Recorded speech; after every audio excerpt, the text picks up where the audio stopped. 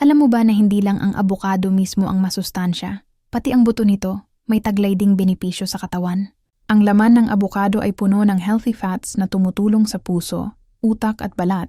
Mayaman ito sa potassium, vitamin E, at fiber.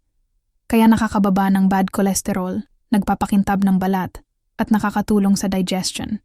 Kung kakain ka ng abukado 2 hanggang 4 na beses sa isang linggo, mapapansin mong mas maayos ang pagdaloy ng dugo, mas stable ang energy, at mas busog kahit kaunti lang kinain. Pinakamainam itong kainin sa umaga o tanghalian, kasama ng tinapay, itlog o isda, para mas maabsorb ng katawan ng nutrients.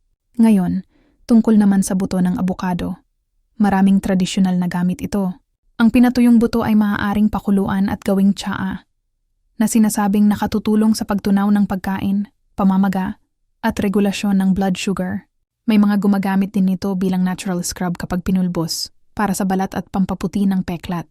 Pero paalala, wala pang sapat na siyentipikong pag-aaral na nagpapatunay sa lahat ng gamit ng buto ng abukado, kaya gamitin lang ito sa tamang paraan at may pag-iingat.